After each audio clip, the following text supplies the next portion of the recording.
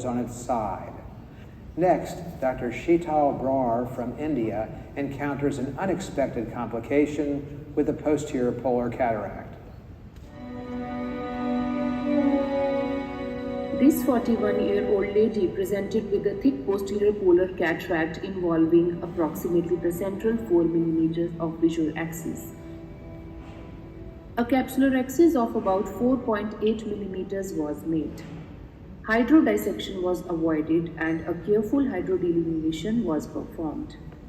However, after hydrodelineation, a sudden shallowing of the anterior chamber with prolapse of the iris from the wound was noted. The IOP appeared to be high as the feel of the eye was hard. Fluid misdirection during the hydrodelineation leading to rupture of the PC, resulting in hydration and prolapse of the vitreous was suspected. The wound was sutured and the case was abandoned for further assessment and evaluation. Intraocular pressure using Perkins tonometry was 72 mm of mercury and a gentle B scan revealed anterior displacement of the lens without any evidence of choroidal fluid. Intravenous mannitol and oral acetazolamide was administered, which only reduced the IOP to 65 mm of mercury after 3 hours. The case was taken up for resurgery and using a 27-gauge trocar cannula, a limited pars plana vitrectomy assisted aspiration of soft nuclear matter was performed. Once the eye felt slightly soft, management of the case started with insertion of 4 iris hooks in order to manage the mid-dilated pupil and floppy iris near the wound.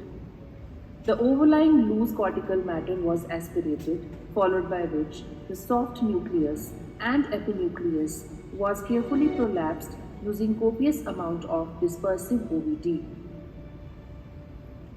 At this stage, a large posterior capsular rent was noted.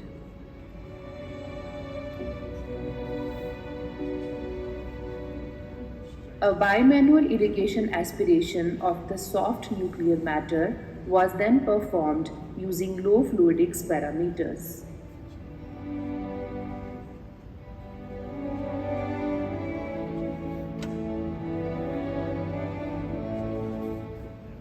This was followed by anterior vitrectomy through the side ports to clear the vitreous which was prolapsing into the anterior chamber.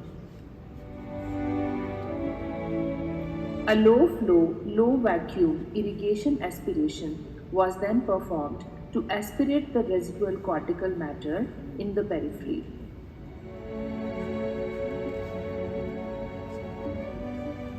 Finally, a 3-piece intraocular lens was carefully inserted into the sulcus and captured behind the intact capsular axis. A minimum vitrectomy was then performed to clear the vitreous anterior to the IOL.